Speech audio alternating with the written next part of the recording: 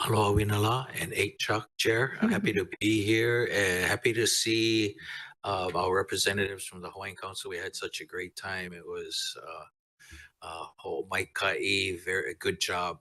It was an awesome production. So thank you. And I'll call on you for further remarks after we close public testimony. Oh, hiki. Mahalo. Mahalo. And then we have a committee member, Yukile Sugimura. Aloha. Aloha. I love to see my favorite over here, which is Kuhio Lewis, and what you're going to present. So thank you for bringing this forward. Thank you. Mahalo. Okay, and then we have two council members who are non-voting committee members, Councilmember Gabe Johnson and Councilmember Nohelani Uhajens, who are always available, who are always welcome and invited to join us. Our committee staff is Committee Secretary Lorianne Tengan, Legislative Analyst Tiare Del Castillo, Legislative Analyst Kirsten Zabo, Legislative Attorney Megan Moniz, and Council Services Assistant Clerk Leigh Deneen. Oh, and then we also have Deputy Corp Counsel Thomas Kobe from Department of Corporation Counsel. Aloha. We I have think one. your secretary is Miss Yamashita. Oh, sorry. And aloha for being with us. Okay, Jennifer Yamashita. Is that right? Yep. Committee Secretary. We have one item on today's agenda, OEV Arts and Leadership. Since this is a 7B presentation with no legislative action, we'll jump straight into the presentation before receiving testimony.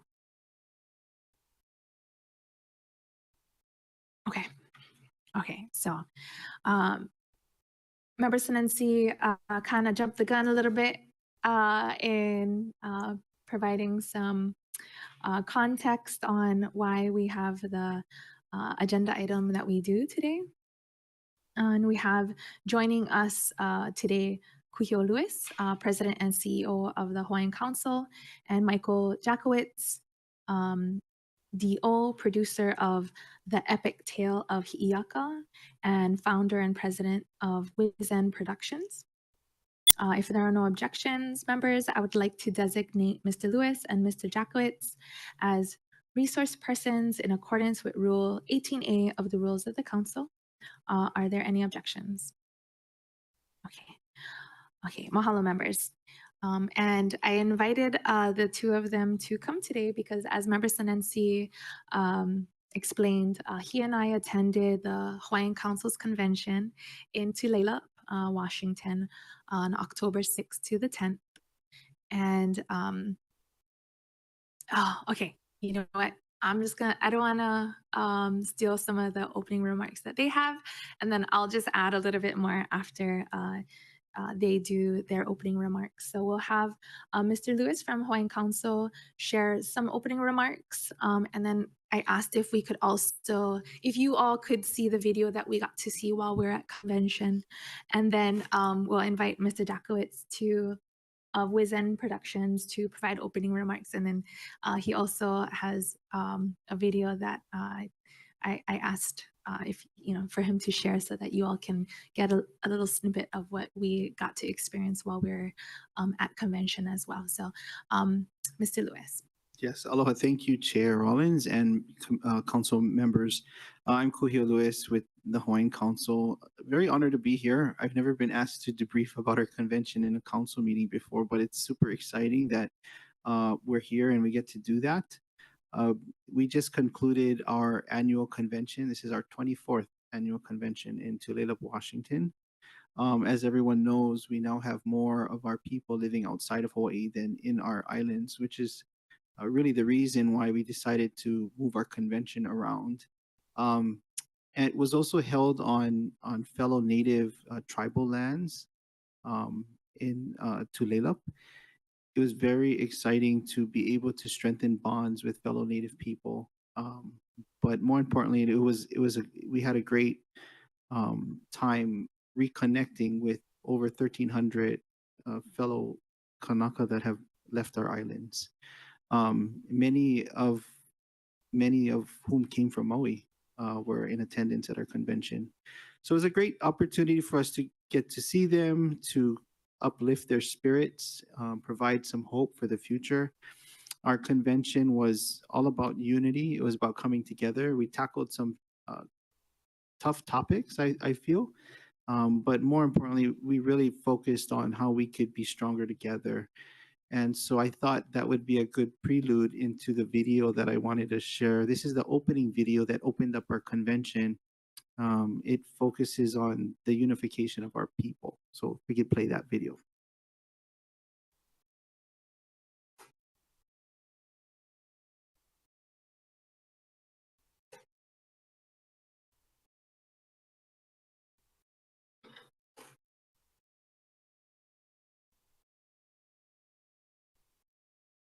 Not yet.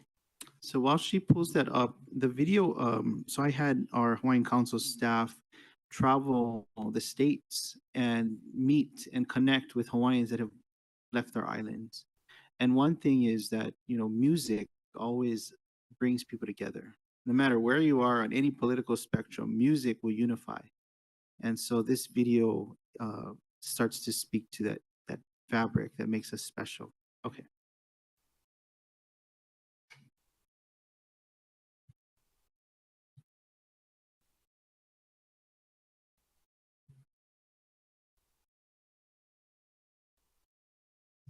Okay, and we're just working on the audio.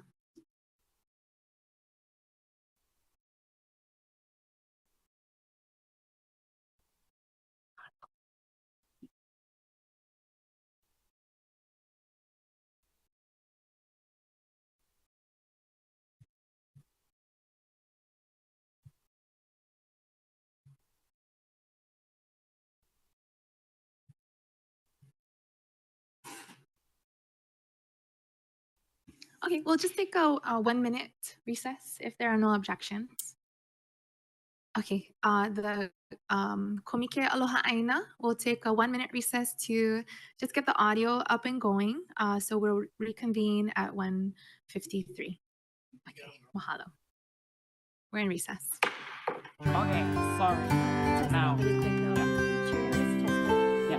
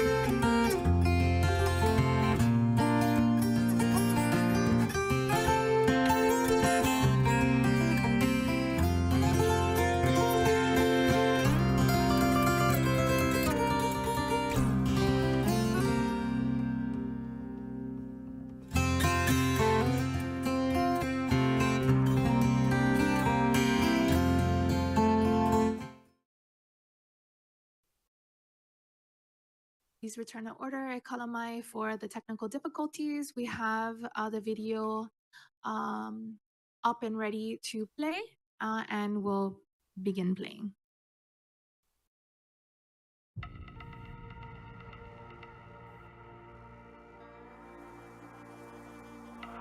Today, over 360,000 of our people live away from Hawaii,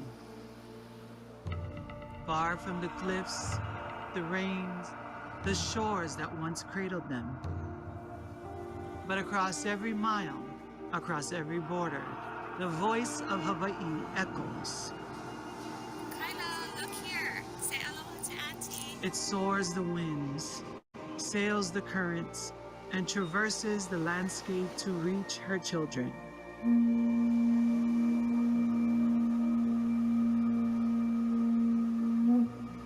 For though distance divides us, our motherland and her call unites us.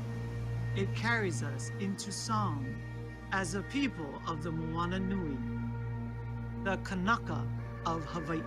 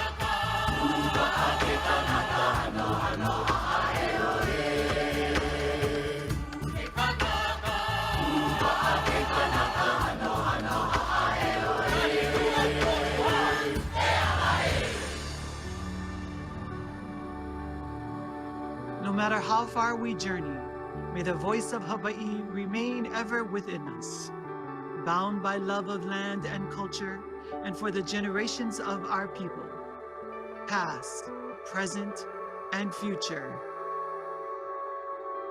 We are Hawaii.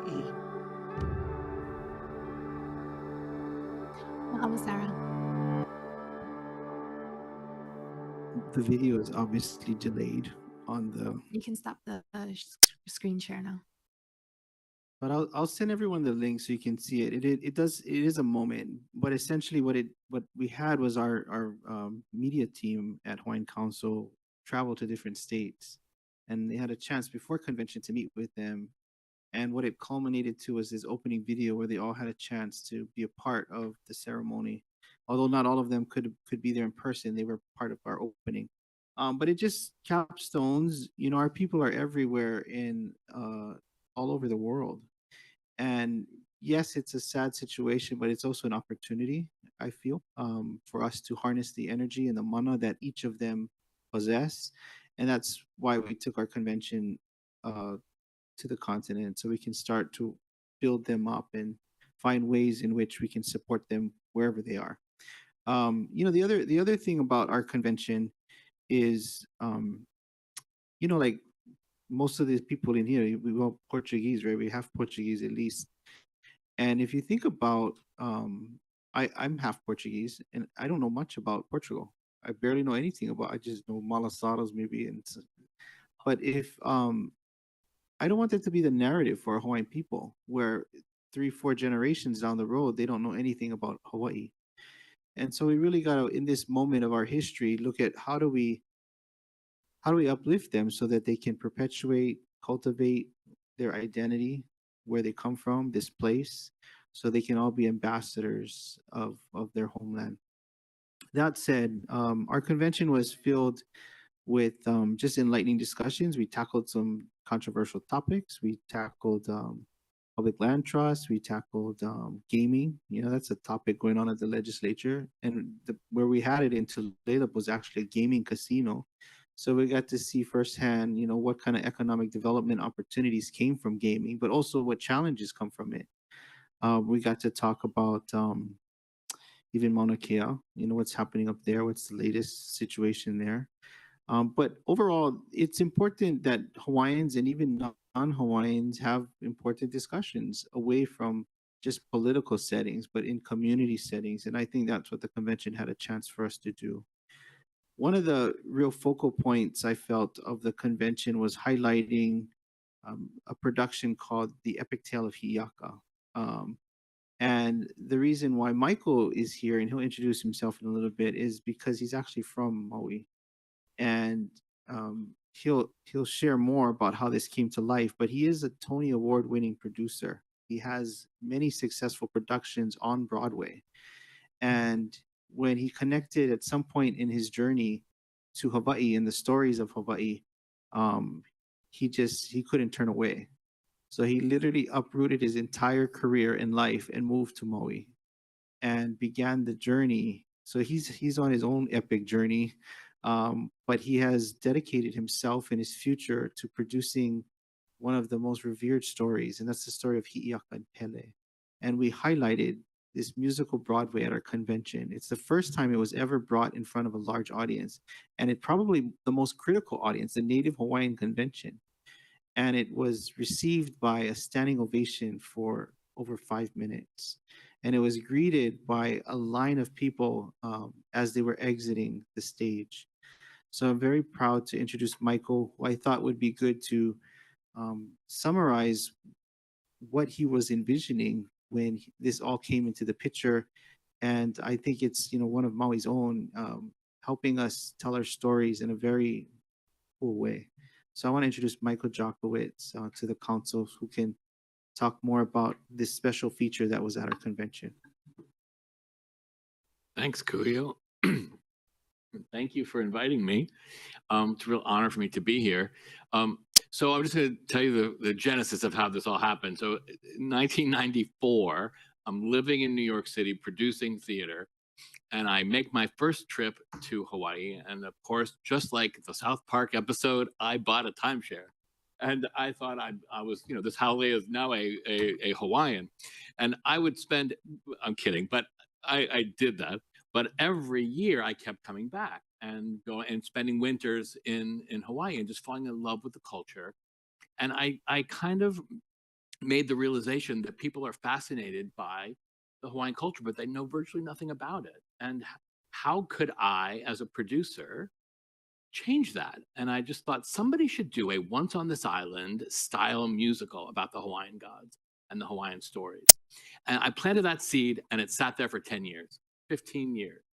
And then out of happenstance, because I knew if I couldn't find somebody who lived in Hawaii that knew both the world of musical theater and the world of Hawaiian culture, this was a pipe dream. It was never going to happen, right? And I met Rosalind Katrakia, who was the writer of this story, in an opening night that we were introduced. And I said to her, I want to pitch this idea to you. And I pitched this idea, and I said, there's this guy that I've been following. His name is Kaylee Rachel. I'd love to meet with him too and talk to him. And it took me a while to get a meeting, but I did. I got a meeting with him, and I said those words to him. I said, this is a medium, musical theater, that could really introduce the culture to the world in a broad, beautiful way. But I don't know the stories to tell. I need you to help me identify this. And he went and pulled out this giant book, and it was the epic tale of Hi'iaki Hapoliopele. And I bet you're shocked that I could say that. But it took me a while. But we went through this book, and he said, this is our Lord of the Rings. This is our epic story. And we went on this journey to start putting it together. And I had a challenge ahead of me because I knew this had to appeal to two different groups of people that were opposite sides of the audience, right? One, direct descendants of these characters, these gods, right? And who knew the stories like they were taught these stories from the time they were 6 years old. And the other, never heard of it, they just love musical theater. So how was I going to do that? That was a super big challenge, super high bar. And so I put a team together to help me do that. And the Hawaiian team was, Kaylee was one of my advisors during development. Patrick Makukane came on board. Mana Ola came on board. And we had this great Hawaiian team. And then on the Broadway side, I had Stephen Schwartz, who, as many of you may know, wrote Wicked and Godspell and Pippin. And he became our advisor on the Broadway side. And then Broadway set designers and lighting designers and music supervisors and orchestrators. And so we had really these two worlds coming together, but it had to work for both those groups. And it took a long, long time to make that, to come that together. But I just believed, build it and they will come. And so I built it. But there was a missing piece, and I didn't know how. I was having a very hard time getting theater people to take me seriously and figuring out how to do this. And as Kuya said, in 2014, I moved here. I'm like, okay, this is going to happen, but it won't happen if I'm in New York. I have to be in Hawaii. So I moved here in 2014 to make this happen, brought it basically as far as I could go. And then another happenstance, I met him. And it was the missing piece that allowed me to bring this to the Hawaiian community, right? And we were sitting at this conference, and I'm thinking about 10 years of development, terrified of all these aunties sitting in the front row, and how are they going to respond, and what were they going to say? Did I offend anything? Did we get it right? And I looked out, and they were all just sobbing, and just everybody was just crying. And then the actors left the auditorium, and all the people in the hallway erupted in applause for the actors as they were walking off. And people were coming up to me afterwards and saying, I don't know who you are, but God bless you. And thank you for allowing our people to tell our stories in the way that they're meant to be told. And so I really believe that, meeting Kuhio and Hawaiian Council and partnering with them is the last chapter in this epic, tale of Michael Jackowitz to get this thing up and running. But my dream is to open a company on Oahu, let it sit and run forever, and let audiences see it when they and learn about these this epic story, and then open a company on Maui. And I always thought of Lahaina as the place to do that, and now I know that's above my pay grade, and there's a lot going on there. But that is ultimately what I would love to see happen, because this is an epic story, and it was very. I'm really happy with where we are and where it's going. And we only showed a 45-minute version of the show in Seattle. We have the full version coming up, and it, Amy Hanaiali'i killed it. I mean, she came in to play Pele, and she killed it. And watching her play this role with Jana Alkane, who is Hi'iaka, the two of these women are so powerful, so strong, and they come together, and they're like, oh, wow, it was Broadway worthy. That's all I can say, Broadway worthy. And someday we'll see what happens. But that's my story. Yeah, I think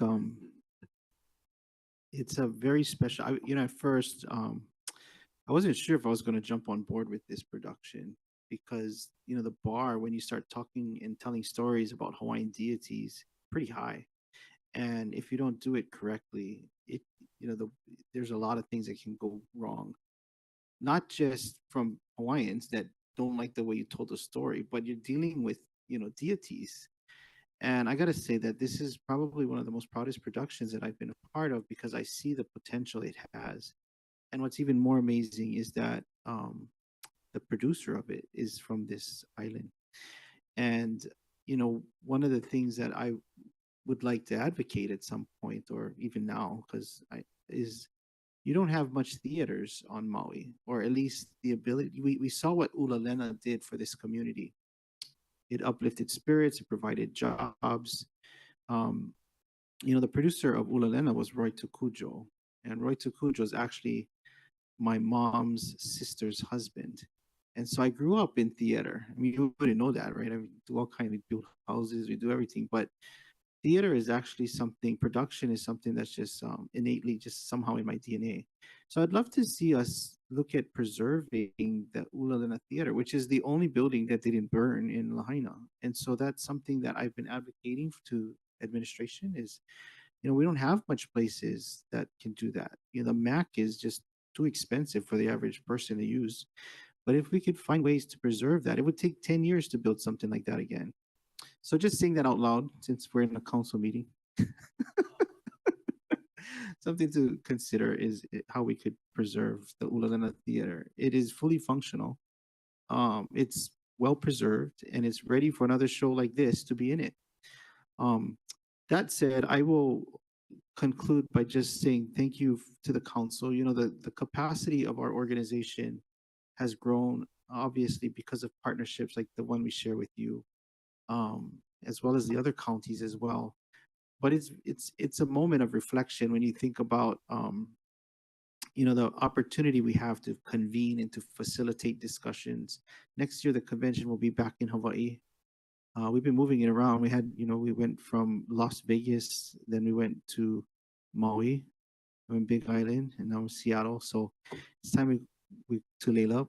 Not Seattle. I got scolded by the chair of the tribe. I said Seattle, and she said, "This is not Seattle. This is Tulela."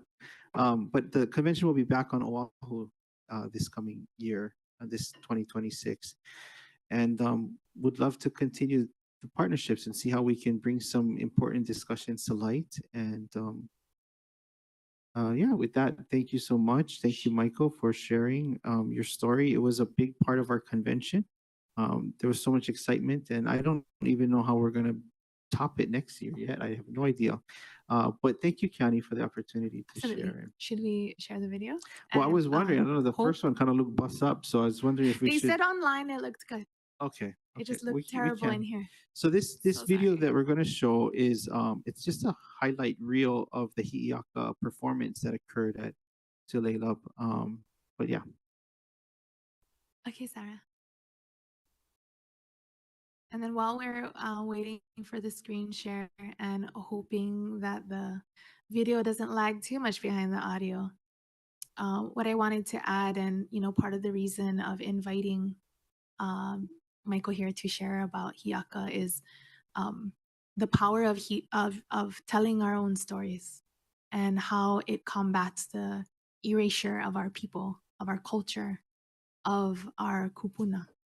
And so this is really important to me and obviously a lot of everyone there.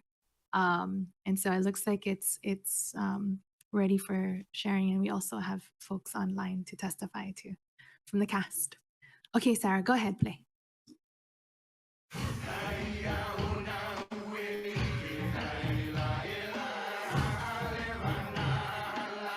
To be able to see representation of yourself, to hear our language and see our dances, it touched something inside of me. Exciting. Amy played her role so well as Pele. Seeing Hinyaka and Pele and the entire stage performance go on, I went weave out, flip over. I was ecstatic, I was crying at the end of it. Oh, Connie, won't you please paint the skies for me so it's written in the clouds, plain as can be. Oh, Connie, won't you please send me a sign that's mine? Oh, mine. Kuleana, Kuleana. And one day I will find you, leave my useless days behind to live my Kuleana, Kuleana.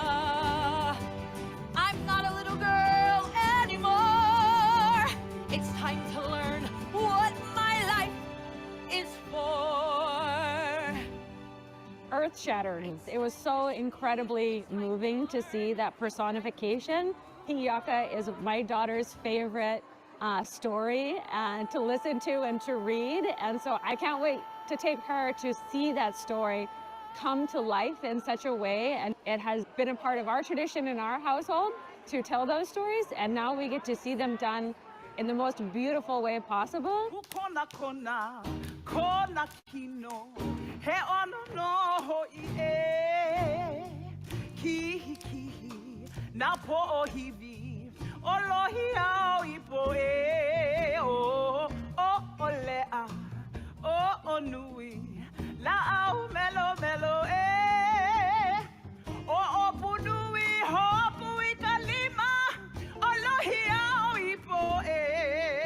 And I ka'i,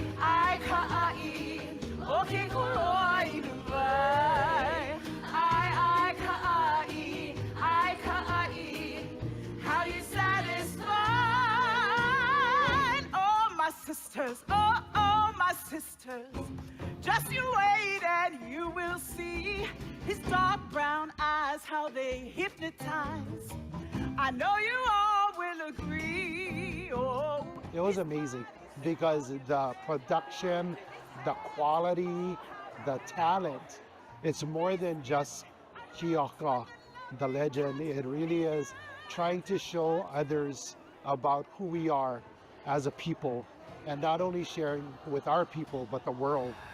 oh, breath of life of Kaneku and Lono.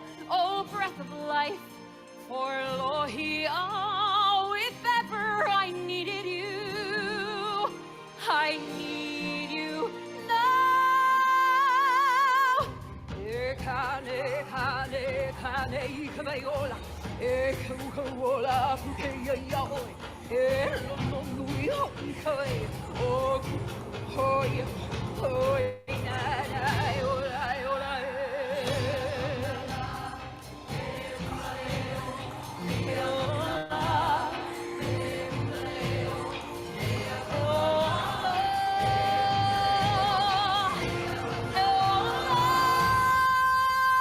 Take a breath, Lohiau. Come breathe for me. It's not working. It's working, Ho'omau. There's no more time.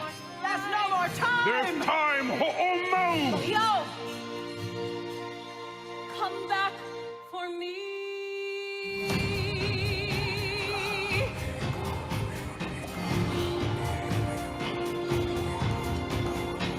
Breathe, Lohiau. Breathe.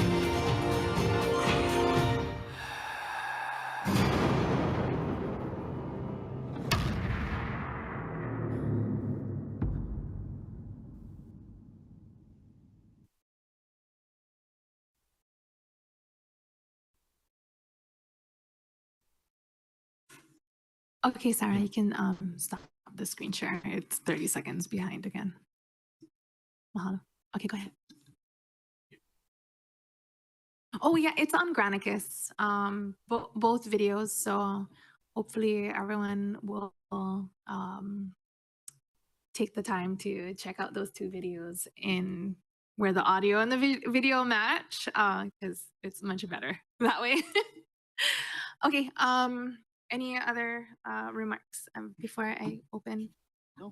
So we're gonna do public testimony, and then I'll ask the members for any questions, and then yeah. Okay. All right.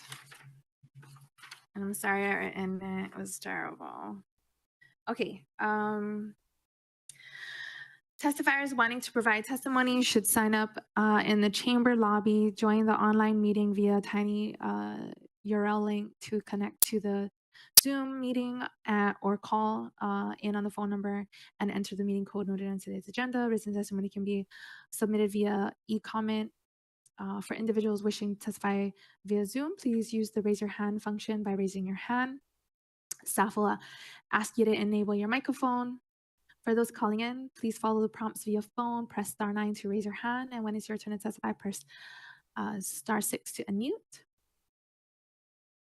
And if you wish to testify anonymously, please let staff know in the chat.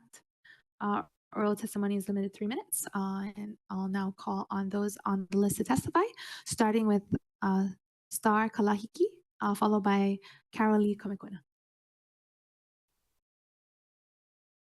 Oh, aloha, aloha mai kako. Aloha. Mahalo, everyone, for allowing me this time and space to basically share my heart. My name is Star Kalahiki, and I am zooming in from Moanalua, Oahu, where I am raised. But listening to both Kuhio and Jackowitz talk, and then watching both videos, it's pretty amazing to see all the connections. I'm actually wearing a peva print of Manaola's that he really is the one person who taught me that mele is a poetic expression of time and space. Yeah, a poetic expression composed by those who have come before us in their time and in the same space. And so as vessels of music, when we resonate these stories in these spaces, it's not just art or performance, it is activation.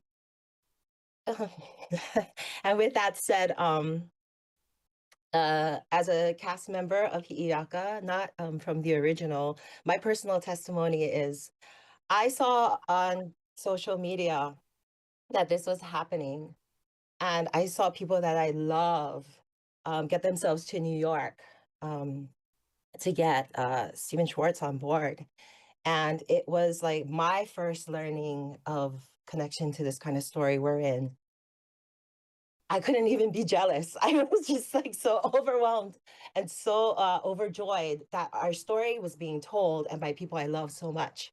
And so when I was actually asked to join the cast, it absolutely made sense, right? And what they were describing, what Kuhio and Michael were describing, and what I got, this is kind of, the cast hasn't really had an opportunity to engage in receiving response, except for the applause on stage, which is one thing.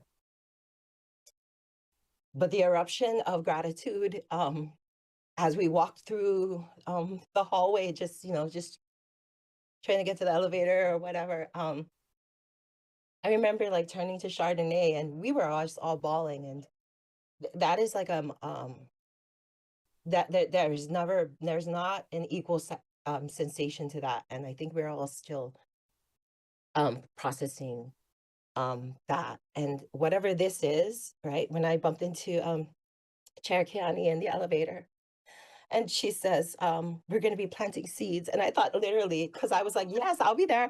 I was actually just recently in Lahaina because my husband is the kahu of Mauna Ala. And so his kupuna are buried at Waiola. And so it was the first time I have been back to Lahaina since for a while. I was a cast member at Ulalena.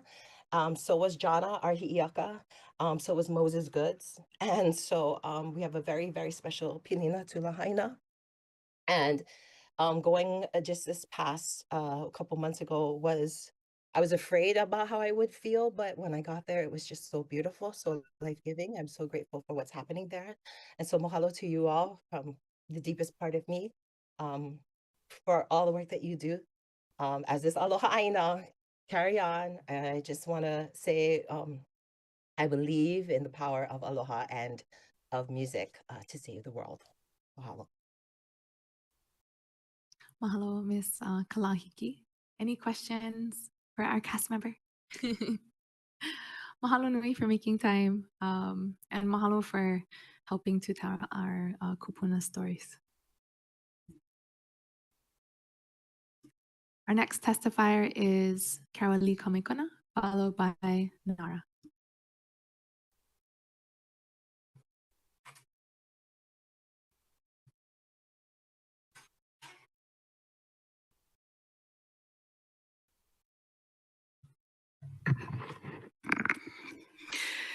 Aloha Alawina la yako kako ko'ina o Carolee Kamikona.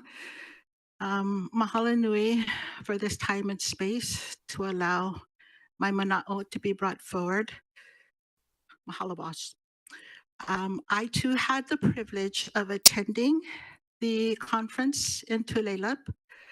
I wanted to express my deepest and sincerest aloha and mahalo to Kuhio and his staff at the Hawaiian Council, formerly known as Council of Native Hawaiian Advancement, for doing such an awesome job. Hana mai kai, pai pai lima, pai pai lima.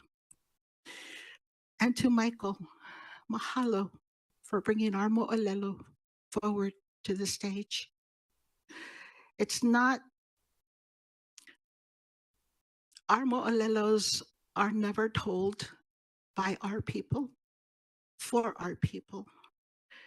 And for you to take out that Hollywood perspective, I just so loved, because you told it as it was to be told. And I will just add that Pele and Lohi'au, their chemistry was so kolohe, so kolohe.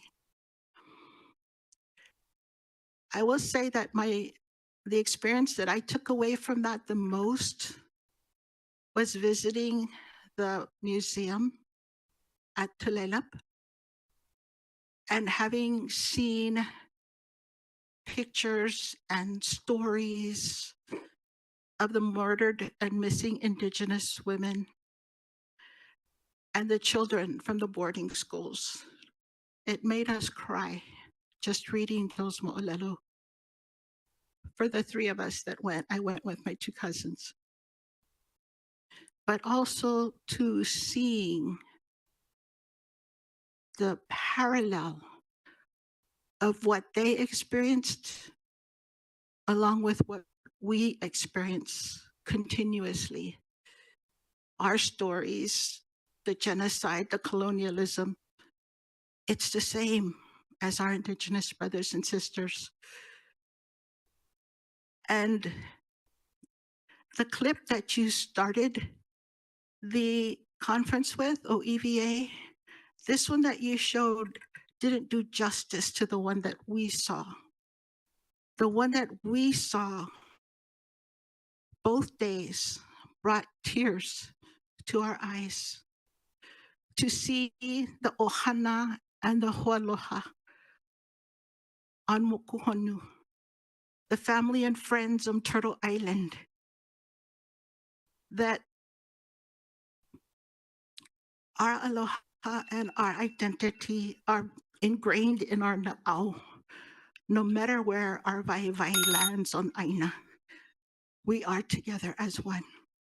And I'll just close by saying, I think the highlight for me was the opening ceremony from the Tulalip people, when the one gentleman was expressing and explaining who was there with him celebrating and performing for us. For us Kanaka, Mo'oku'auhau is very important. It is where you come from, your roots, your ancestors, your kupuna, your connection.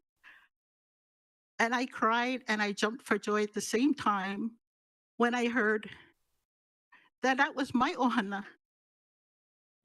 The gentleman that was speaking was my ohana that I never knew, who was half Tulalip and half Kanaka. So mahalo for that connection. And I know, I think you remember the conversation we had when I asked you to please do this on other ʻāINA with our Indigenous brothers and sisters so we can know them and they can know us. I know it's a cost burden, but as much as you can, please do it. Mahalo.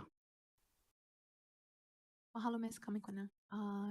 Seeing no hands for questions. So thank you for your testimony. And then the last person we have on the list to testify is Nara.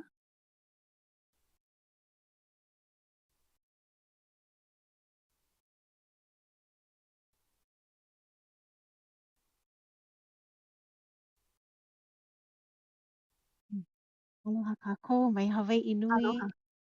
ai lehua, e o e maui nā honua o Pi'ilani. Aloha no kākou, pākahi a pau. Wau keia o Nara Malia Springer Cardenas.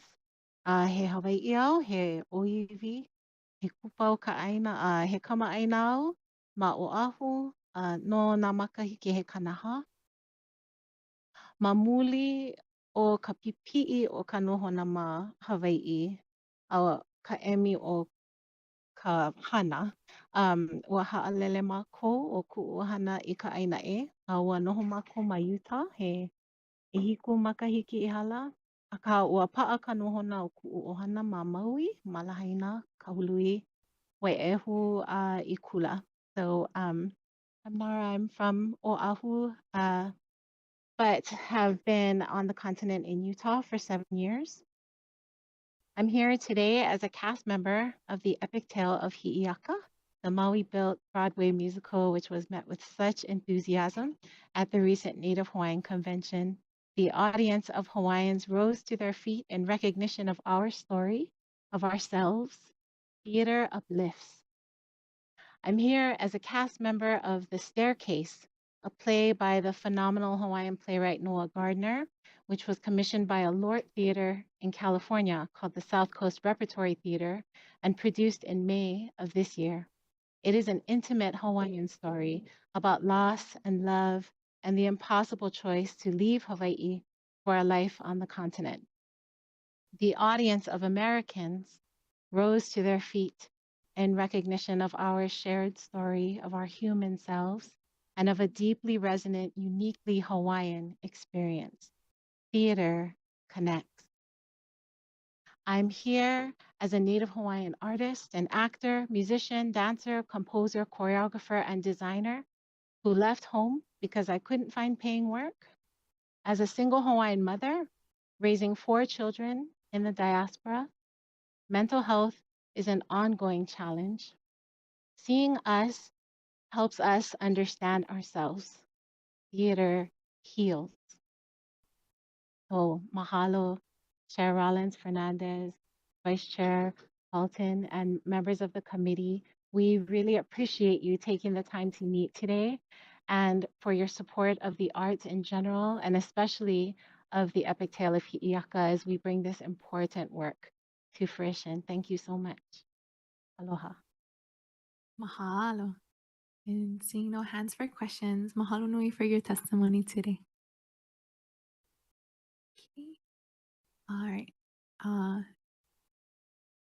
Nara was the last individual on the list to testify. We'll do a last call for testimony. I see Mr. Law making his way to the podium. Aloha. Aloha. Aloha awakea.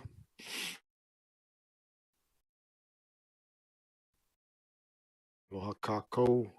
Aloha akaku. JC Love from Kula Uka Waiko Ahu Poa'a. Hawaiian word of the day is aho nui, with no punctuation, spelled Ahonui. Means great and constant diligence and attention. That reminds me of Queen Liliuokalani because she's still watching. Mahalo, Luna Ho'omolu. Rollins Fernandez, thank you for sharing your life with us. The delay at the beginning of the presentation reminded me of the phrase Maui time. I'm grateful for this time spent with Ka'aha o Ke Kalana o Maui. And thank you, and Michael and Kuhio. And looking forward to seeing your production up in Kula. We need that kind of tourism up there. Mahalo, Mr. Law. Okay. Any last testifiers? You may unmute yourself if you'd like to testify. Okay, hearing no one speaking up to testify. If there are no objections, we'll close oral testimony and accept any written testimony into the record. Any objections? Okay, mahalo, members. Okay, so I'll open the floor to questions, comments, starting with Member Senensi, who attended the convention. Member Senensi. Mahalo, Chair, and thank you. I too, we arrived the night before the convention at like 10 o'clock at night, and the first person we saw as we drove up to the hotel was Thomas Pa'a Sibit. And so he's the co-producer of the Chief of War series. And so it was like, that was the first thing we saw. So we were so excited. We took pictures of him and his son. His son was both in the film. So what Kuhio didn't say was that we had a whole talk about the Chief of War and just the historical precedents that was set, and Pa'a shared some of the scenes and why he did what he did, or he kind of put some scenes together. So that was one of the things that I came home with. But to Kuhio's point and addressing the diaspora, or what we now call the Hawaii Pa Mau Mau, of all the Native Hawaiians that have moved beyond Hawaii shores and onto the continent. So I was appreciative of Kuhio with the Hawaiian Council production. It did uplift our people. So mahalo for that. Song, artistry, and acting, all of that really, hit us really hard. But the other thing I did want to bring up at the council was the data collection that you shared. I think Rebecca shared. So there was a lot of data collection, census reports for Native Hawaiian. So that was the important part. And then of course we honored some of the people that support. I think it was Miss Sue that support ongoing census and getting that data collection. So I thought that was very important for to move forward the Lahui. And again, thank you for offering scholarships to the some of our residents up there. Because you did that, I got to see my cousin Chris Selekahi. He sings up there now, and so I got to visit him and his wife at their home. And then also my uncle Hilo Lono, Auntie Dawn Lono's brother-in-law. And so we found out that Uncle Hilo is on the Department of Hawaiian Homes list in Wakiu. So that was another presentation that the Department of Hawaiian Homes did include, and they shared about the paper leases. So next year they're going to come to East Maui and deliver 96 paper leases that I think Uncle Hilo Lono was very excited about, because he's getting up in age, and so he did want to leave some of his grandchildren something in Hana, because all of his grandchildren grew up in the Seattle metropolitan area. So hopefully they get a place. You know, he leaves something for his grandkids to come home to. We did venture down to Clark County for our Lahaina Luna reunion, where we did meet some of my classmates that right after the fire in Lahaina, they did purchase homes with their insurance money and move to Las Vegas. But we're hoping that they'll continue to invest. They still have their lots in Lahaina, so they're hoping they just, it was a traumatic experience for them. So I think that's why the move. But I'm hoping that they will also plan to come back and rebuild. So again, the Hawaii Pāmauma, we got to meet a lot of our family that lives on the continent. And we did talk about gaming, but we also got to see how the Northwest tribes, the Makoshut, the Snoqualmie, the Tulalip, I mean, they're able to use some of these funds for housing. I know Chair Lee, you always, where does some of the revenues come? But for the tribes, they get to decide where these funding go. And so a majority of it goes to housing options, whether it's for single family homes or for rentals. They can provide that to the tribal members. And then finally, we did attend a missing and murdered Indigenous women talk at the conference, and that was very personal and very sensitive. And we did have the mother of one of the victims on Oahu that was there to speak about her whole traumatic experience. But I'm glad that Kuhio, you provided a space for them to speak and share, the women from all cultures to share their experience. And with that, Chair, I just wanted to remind people that this Wednesday, we have the special documentary showing of We Ride With Her, and it's going to be at the EL Theater at 5:30. And it's on the continuing that discussion on missing and murdered Indigenous women, both here and on the continent. So again, mahalo for that, the conference, Maikai. Mahalo, Member Senensi. I'll call on Member Cook next, since he has to leave in a little bit. I don't have any questions, but I'm listening. Okay, and then one of the things I'll add to what Member Senensi shared was one of the Kupuna elders in the Tulalip's tribe was gifted an artifact from Keʻaumokukapu years before the fire. And after the fire destroyed Na'aikane, the hale, and the artifacts within it, the elder felt that that was part of Keokua's way of protecting that artifact from the fire by gifting it to him to take it to a place that was safe.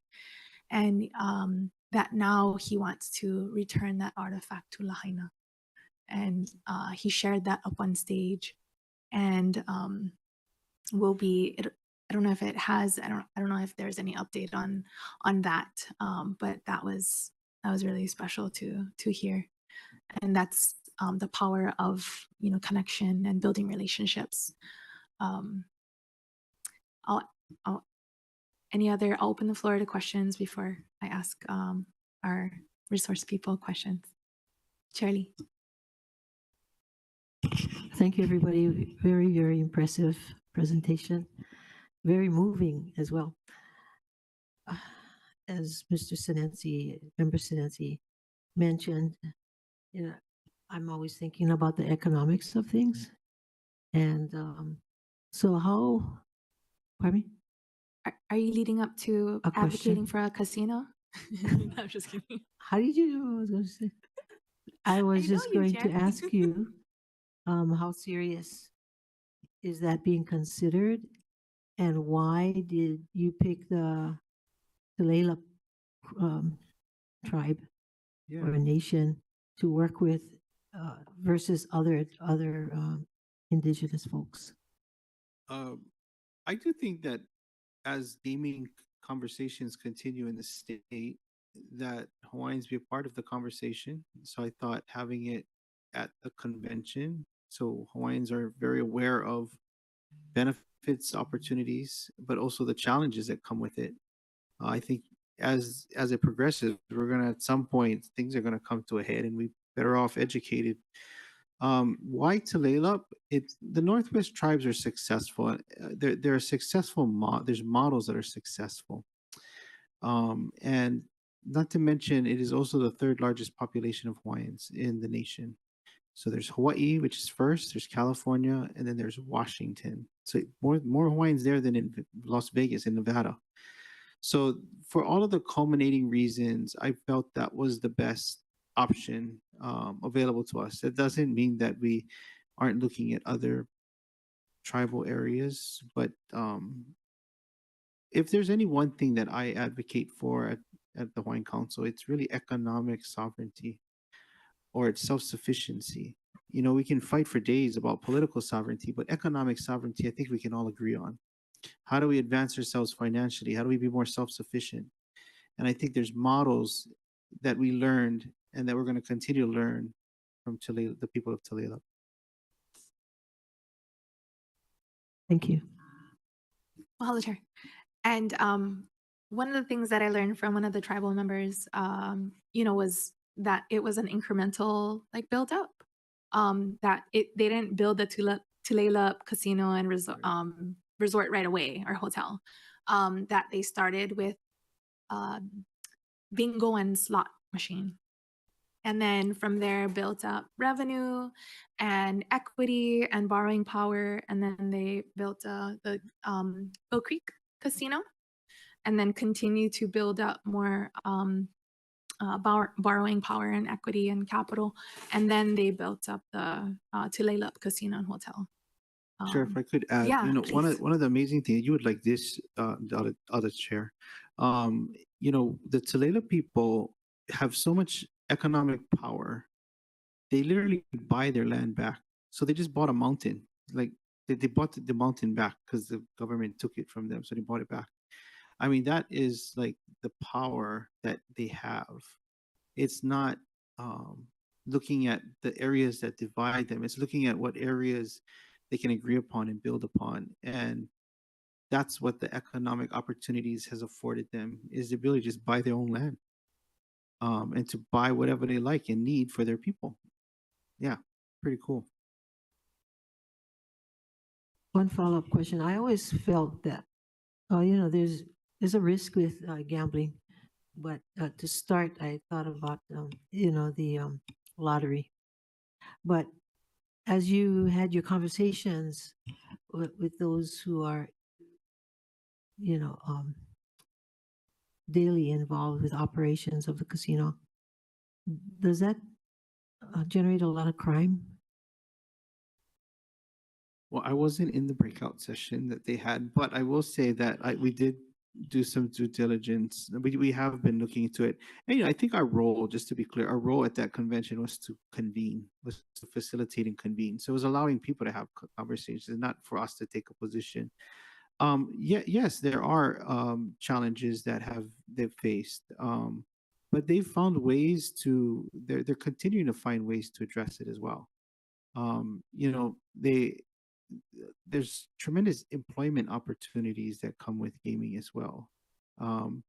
They charge you for alcohol. It's not like Vegas where you get free alcohol. You got to pay. So they found ways to keep their people from getting drunk for free. There's other preventional things that I feel they have. And to Kiani's point, it wasn't like they went straight to casinos. They explored, and they progressed over time. And they're right on, for them, it makes a lot of sense because they're right on the interstate, right? So they catch everybody going from state to state or on that freeway. So they're ideally positioned, but their target audience is not their own people. It really isn't.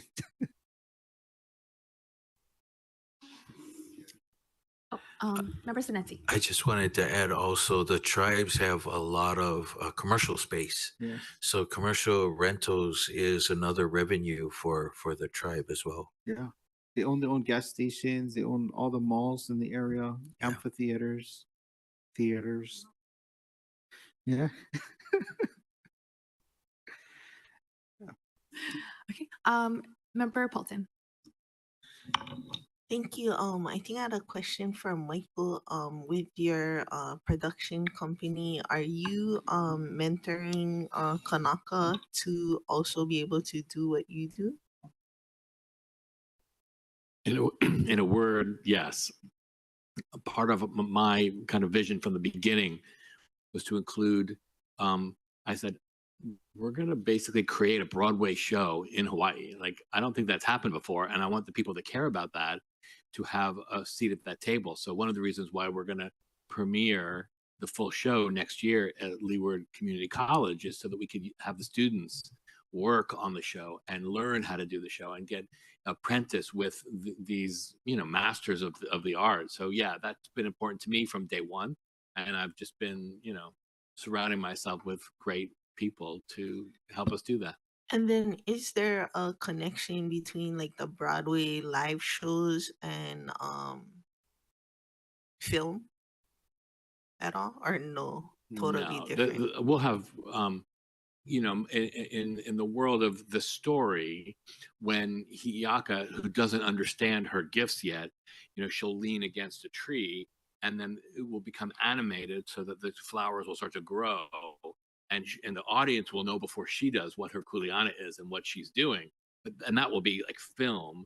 But this is a musical. This is The Lion King. This is a beginning, a middle, and end. It's a full Broadway style musical with those caliber effects.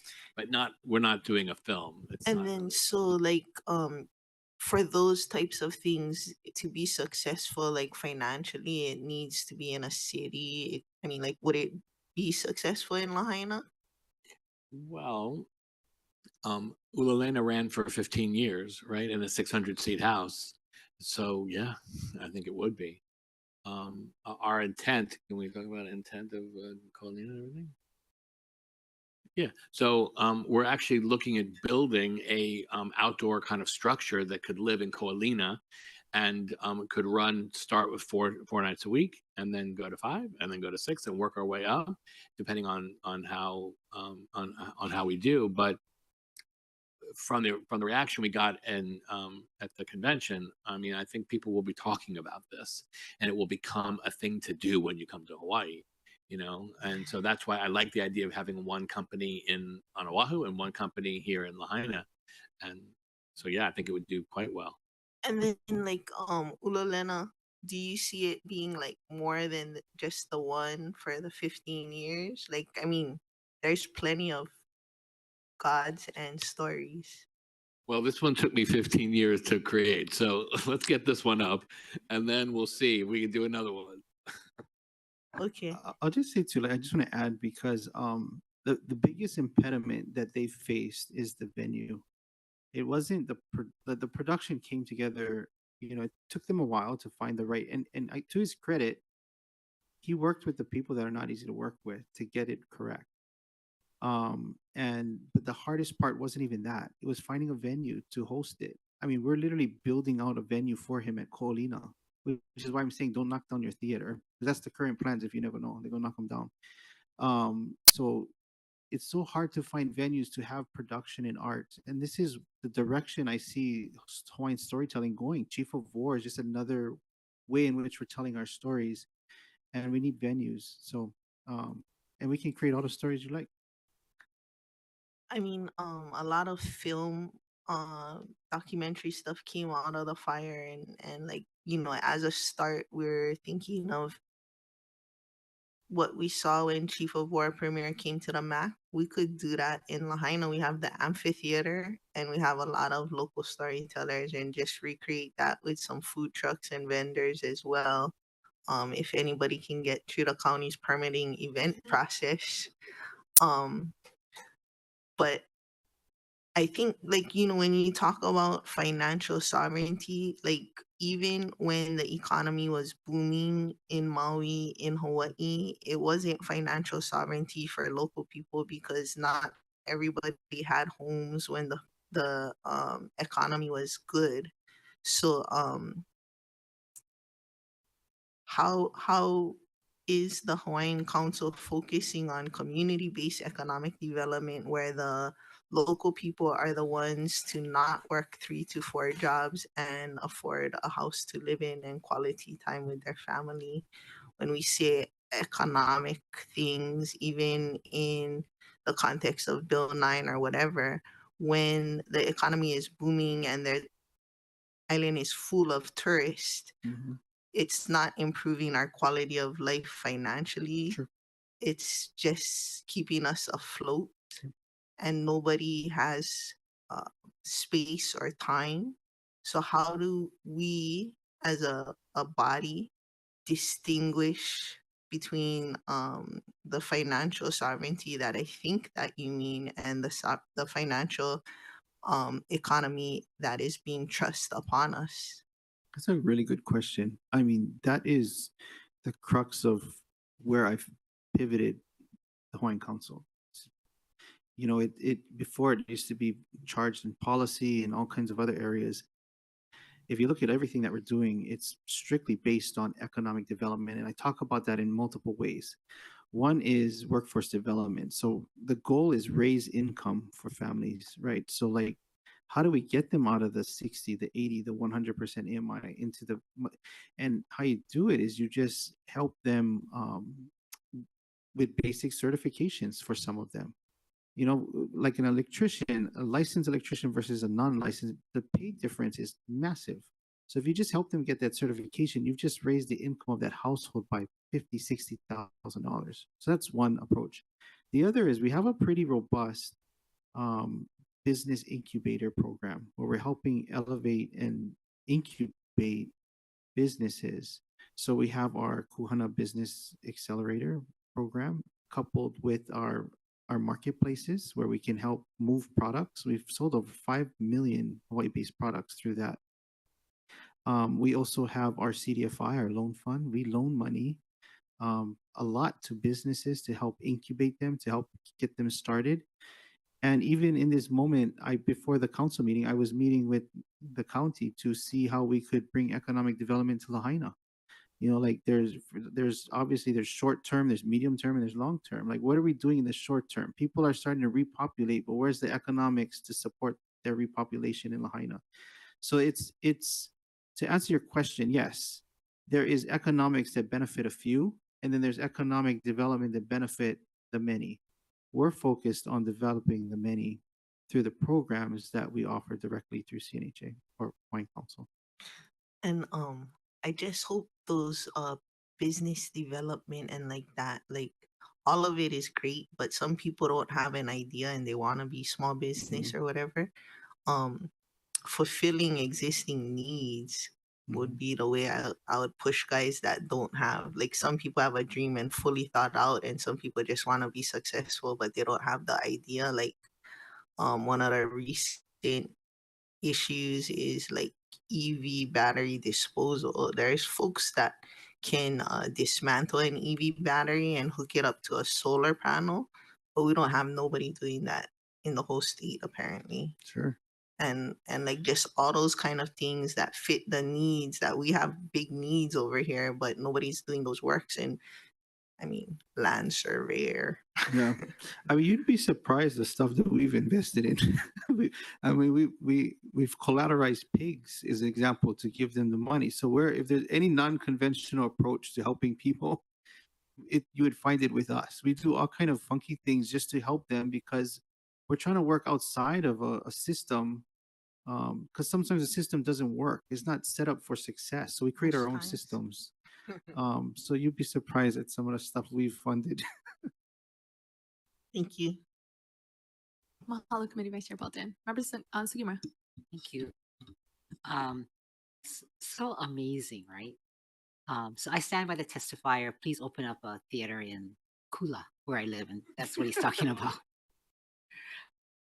I welcome you. And when you do, I have a yard for you on my house.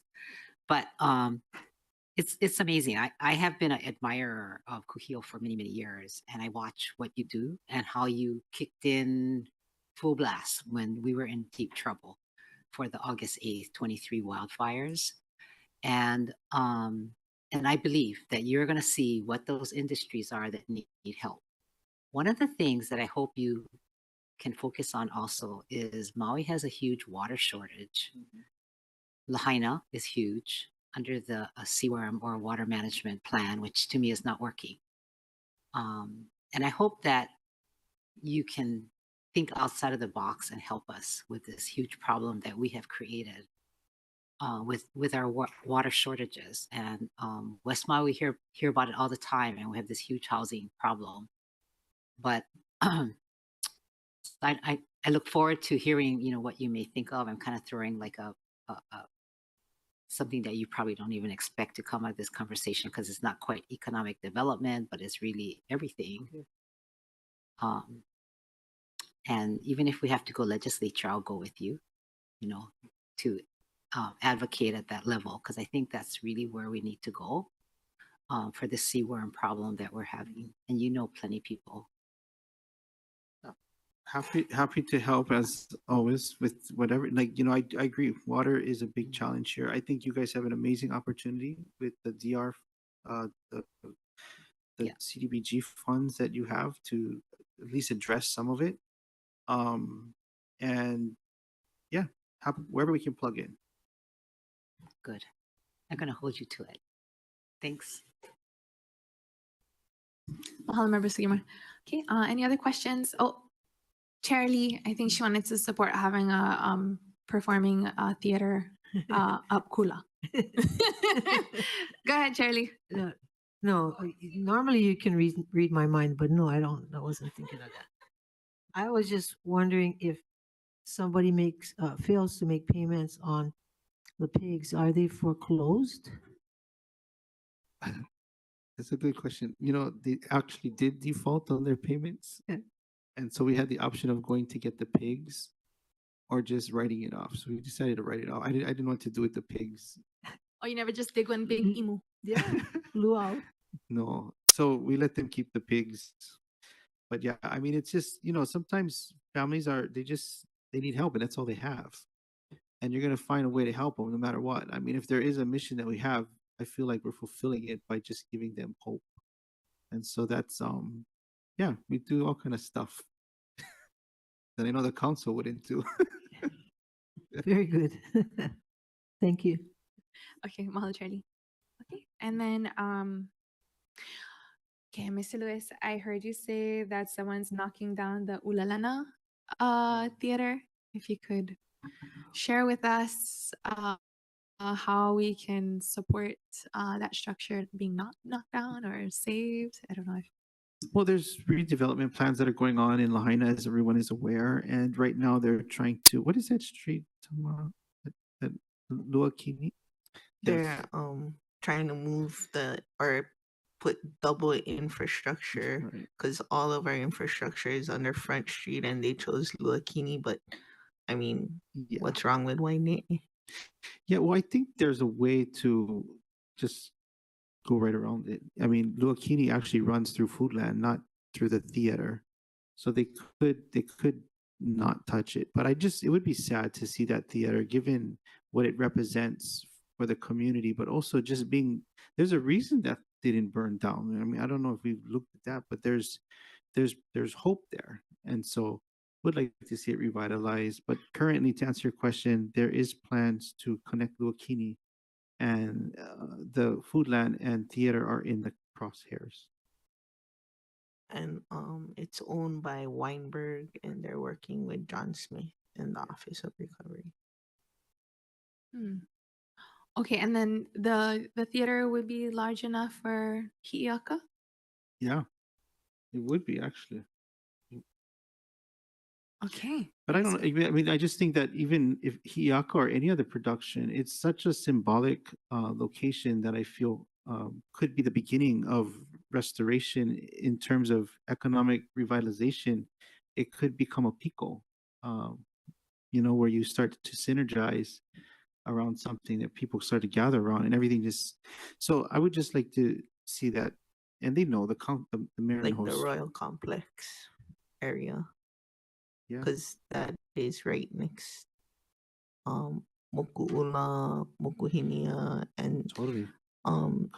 Oftentimes like it feels like when you go to the commercial side and then when you go to the Royal Complex side, they're talking about two totally different worlds that are abutting each other. And that could bridge the gap, because with the theater, you have all the commercial of that. And then the Royal Complex, if you're telling stories about Hawaii, whatever, that could be a good bridge. Because when you go to the commercial meetings and when you go to the cultural meetings, your head is on a swivel stick 180, Yeah, I agree. But that area is significant. There's a lot of cultural significance in that area. So I think that's a good point. Is what you put in it theater could be a bridge. Yeah, and like you were saying about attracting, about being like one of the things that is a to do for when tourists come here. Like how when folks go to Vegas or New York and shows is like one of the things that people ask, did you go and see Wicked, The Lion King, whatever it is. So when people come here, you're like, did you go see Ulalena? Did you see Hi'iaka? Yeah, I just wanted to say that I've spent a lot of time over the last 10 years making sure that it's not just something that tourists are going to like there's not a Hawaiian who won't go see that and be moved by it and touched by it. And so it is really geared for both audiences. And that is why it took a long time to make it happen and pull it all together. But I just want to say it's not necessarily just like, oh, the tourists are going to come and the tourists are going to love it. I mean, they will, but that's not that's not the entire story.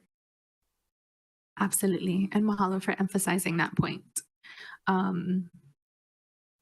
Last year at the week-long kuhinia, Maui, Ulalena was one of the last ways to mark the 1 year of the fire. And I think, well, for me, just like hearing folks talk about how healing that was for them, that arts and performing arts has that power to connect, to heal, to uplift, and that it should be treated more as essential instead of frivolous, and that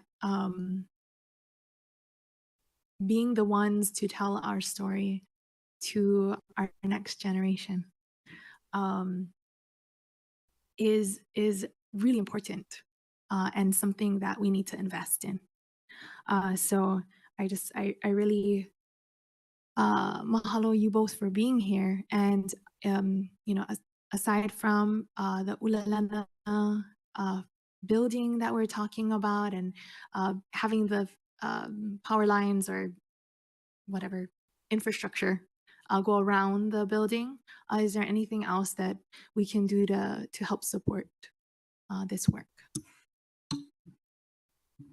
Well, kind of my dream is, as decisions are being made in the world that are, like I said, way above my pay grade, that you guys know that there's this little project called The Epic Tale of Hi'iaka that would serve really well in a theater, in the theatrical space. And you know how to find me. And we'd love to be a part of that renaissance of Lahaina. Yeah, and nothing really. I mean, I will reach out if there is, but last year we launched as a way to economically stimulate and also to bring hope. We launched the Lahaina Festival. So we plan to bring that back again this year. We're kind of behind schedule, but yeah, we're working on that. I just wanted to let you know that since economic is being discussed here, so we plan to have that in November sometime. Awesome. Mahalo. Okay, if there are no other questions or comments, Can we repeat that last November part? we're going to be bringing the Lahaina festival that we held last year will be sometime in November, latter part, just before Thanksgiving. We're looking at having the second annual Lahaina festival. Yeah. Oh, we're also trying to plan something, a pop-up makeke with Lahaina Strong and Daryl Fujiwara to coincide with the invitational tournament. Okay, good, because that's when actually I just talked to Daryl about it, so maybe we can make them one thing. Yeah. Yeah. We're kind of working with Kim there too with the ERC, but we kind of branched off and made our own Lahaina ERC. But yeah, Okay. if you're working with Daryl, he knows everything pretty Okay. much what we're doing. Yeah, sounds good. Okay. Any other comments, questions? Okay, seeing. Okay, I thought you was going to ask another economic development question, Charlie. Okay. So if there are, or I'll invite you to share any closing remarks before we adjourn the meeting. Thank you, everybody, for the opportunity to come and share. It's good to see all of you. Mahalo, and mahalo again, Mr. Lewis and Mr. Jakowski. No, I'm sorry. Jakowitz.